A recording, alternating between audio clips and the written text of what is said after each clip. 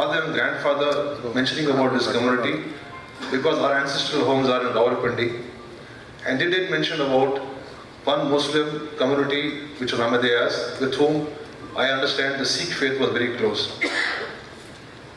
But when I went through a little bit about your faith, I think three very strong points have come forward, which is something for every person here to think deep and admire. Most of all, I think the Ahmadiyas represent the moderate faith, the moderate path of Islam, which is something which I think needs to be more announcement, more publicity is given that you represent the moderate faith, the moderate face of Islam. Number two is the simple message that you have love for all, hatred for none. And the third thing is, I have seen in little bit I've read about the entire focus on humanity. I think the bottom line today of everything that we discuss is humanity. It is there that we are missing the big point here. I also believe that what message comes from you is a universal message. India is the birth of four major religions: Hinduism, Jainism, Buddhism and Sikhism.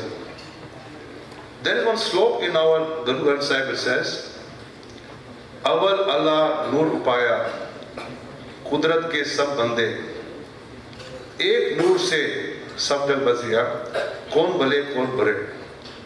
In the beginning there was Lord.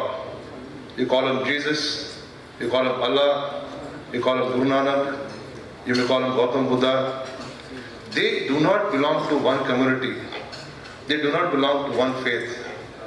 These were prophets which came in troubled times, in various times of the last 2 centuries, two millenniums. And all of them gave a universal message to all of us.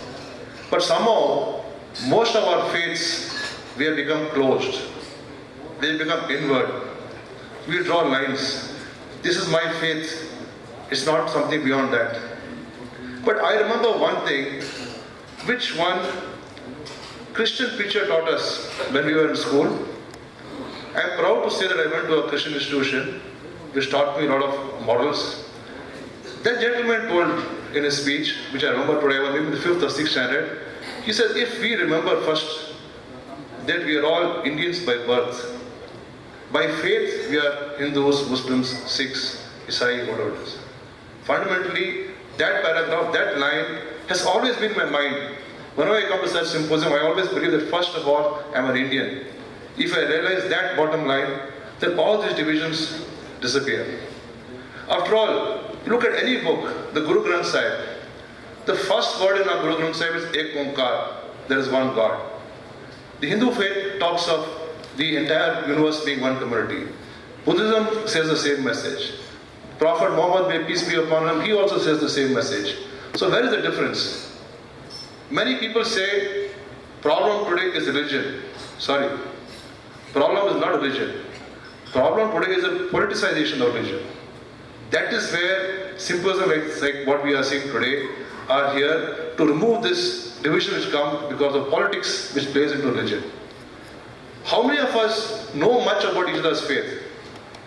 You would be surprised to know, I don't know how many of you know, that Guru Harmandir Sahib, the Golden Temple Amritsar, one of the key persons who laid the foundation stone was a Muslim. Not many people know about this. I want to give my personal example.